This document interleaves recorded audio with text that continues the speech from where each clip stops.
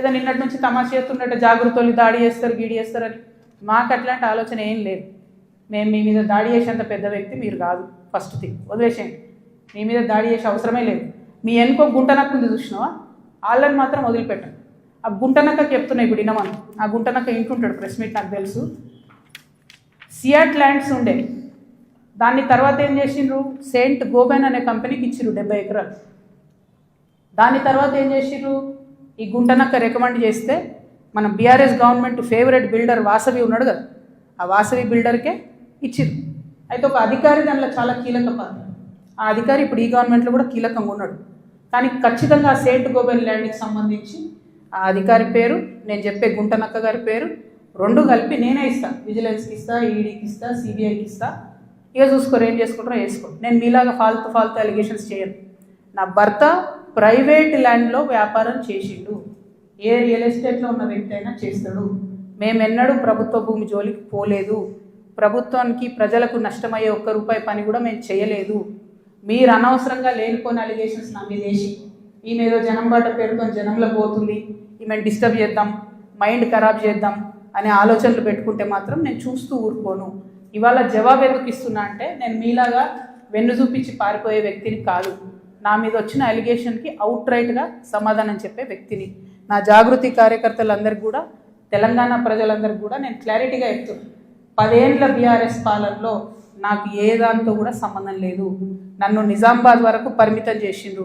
5 ఏళ్ళే నేను యాక్చువల్గా ఉన్నది పవర్లో. ఆ 5 ఏళ్ళు ఎంపీగా ఉన్నప్పుడు ఢిల్లీ, నిజామాబాద్, హైదరాబాద్.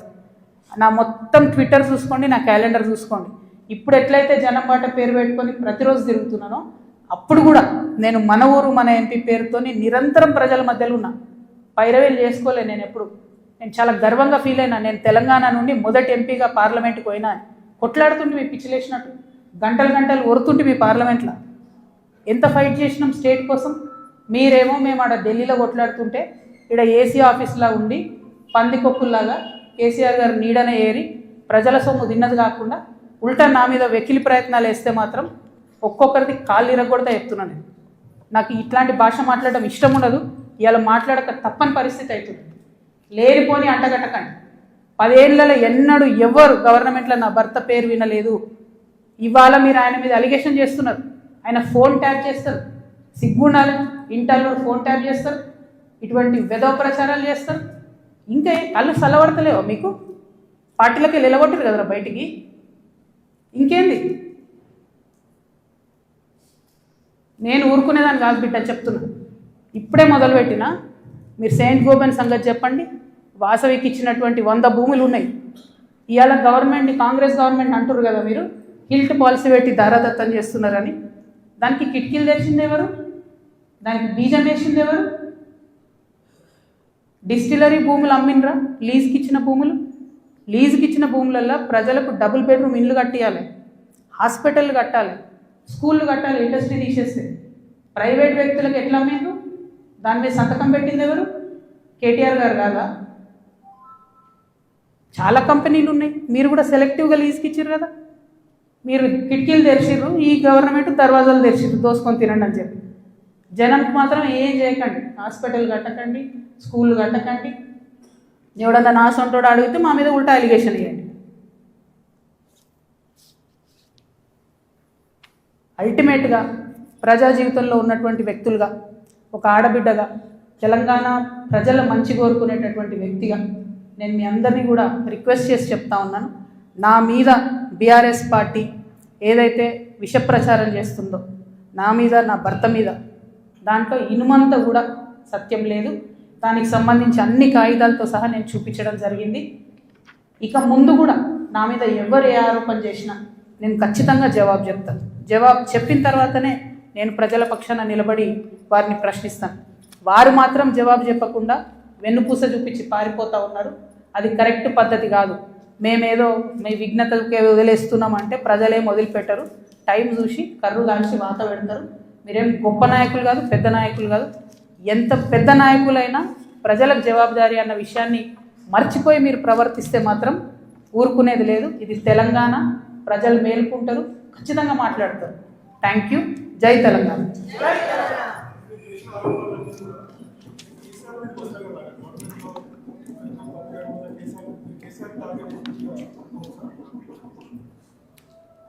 చూడు బ్రదర్, చాలా మిస్టేక్స్ జరిగినాయి బీఆర్ఎస్ గవర్నమెంట్లో.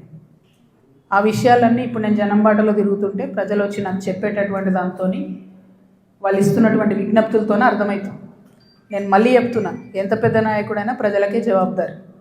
100కి 100% ప్రభుత్వం నుండి లీజుకి ఇచ్చినటువంటి ఇండస్ట్రియల్ ల్యాండ్స్ సెలెక్టివ్గా వ్యాపారవేత్తల కోసం బీఆర్ఎస్ గవర్నమెంట్లో సంతకాలు పెట్టి మరి ఆనాడే ప్రైవేట్ వ్యక్తులకు దారాదత్తం చేసి, ఆ సంతకాలు పెట్టింది ఎవరు, పెట్టించడం వెనుకుందెవరు, అది time has to decide. Congress government ఏంది, చాలా ఆరోపణలు చేస్తున్నారు. రేవంత్ రెడ్డి గారు అయితే చాలా ఏమంటారు, రేపు పొద్దుగాలనే నేను వీళ్ళందరినీ జైలు వేస్తా అన్నట్టు ఏదో బీఆర్ఎస్ అంతా అవినీతిమయమని చిత్రీకరించి వచ్చారు. ఆయన ఎక్కడ ఏం చేయట్లేదు. ఎందుకు చేయట్లేదు? బీఆర్ఎస్ వాళ్ళు వేసినటువంటి దొంగదారులను కాంగ్రెస్ రహదారులుగా మారుస్తారు. వాళ్ళు ఎవరైతే ప్రైవేట్ వ్యక్తులకు ఇచ్చిరో మళ్ళీ అదే కంపెనీలతో వీళ్ళు అండర్స్టాండింగ్ పెట్టుకుంటారు, వాళ్ళతో మాట్లాడతారు. అంటే రేవంత్ రెడ్డి గారి పరిస్థితి ఇప్పుడు ఎట్లుందంటే, అప్పుడే కప్పం తిన్న పాము ఎట్లుంటుంది, కడుపు నిండింది, నేను సీఎం అయినా, అవినీతి అయితే నాకేంది, రాష్ట్రం ఎటు పోతే నాకేంది, వాగ్దానాలు ఎటు పోతే నాకేంది అని చెప్పి ఆయన సైలెంట్గా ఉన్నాడు. ఆయనకి ఈ బీఆర్ఎస్ పార్టీలో జరిగినటువంటి వ్యాపార లావాదేవీలకి అవుట్ రైట్గా సంబంధం ఉంది కాబట్టి వాళ్ళు సైలెంట్గా ఉన్నారు. So let time decide. ఎప్పుడన్నా ఎవరైనా ఎంక్వైరీ చేస్తే డిసైడ్ అయితే చూద్దాం. ఏమీ కాకపోతే నాకెప్పుడో ఒకసారి టైం వస్తుందిగా, దేవుడు దయవుంటే నేను ముఖ్యమంత్రి అయితే కదా ఒకనాడు. ఆనాడు మాత్రం 2014 తెలంగాణ వచ్చినప్పటి నుండి ఇప్పటి వరకు అన్ని అన్యాయాల మీద నేను మాత్రం ఆరాధిస్తాను. ఎందుకంటే ఎవరు వచ్చి బయటకు వచ్చి మాట్లాడినా వాళ్ళని దబాయించాలి, వాళ్ళ మీద ఒక కేసు వేయాలి, వారిని ఏదో అనాలి, బురద జల్లాలి అని అంటే కుదరదు. నేను అట్లా ఊరుకునే వ్యక్తిని కాదు. నేను తప్పు చేస్తే నేను క్షమాపణ అడుగుతాను. నేను కోరిన క్షమాపణ జనం బాటలో ముందుకెళ్ళినప్పుడు. ఎందుకు కోరిన క్షమాపణ? నేను అదే గవర్నమెంట్లో ఉండి అమరవీరుల కుటుంబాల కోసం గట్టి కొట్లాడాల్సిందే అని నాకు మనసుకు అనిపించింది కాబట్టి నేను క్షమాపణ అడిగిన. ఉద్యమకారులను కేవలం నా ప్రాంతంలో చూసుకున్నా కానీ వేరే దగ్గర చూసుకోలేకపోయినా అనే ఉద్దేశంతో క్షమాపణ కోరిన. నేను అట్లే చెప్తున్నా, నేను తప్పు చేస్తే ప్రజలకే చెప్తారే తప్పు చేసినారా భయ్ సారీ అని. నేను తప్పు చేయలే, అందుకే ధైర్యంగా చెప్తాను నేను తప్పు చేయలే. అయినా సరే నా మీద ఏదో బుర్ర చల్లాలి అంటే ఊరుకోను. భగవంతుడు నాకు అవకాశం ఇచ్చినప్పుడు మాత్రం అన్ని బండారాలు కూడా బయటికి తీస్తాను.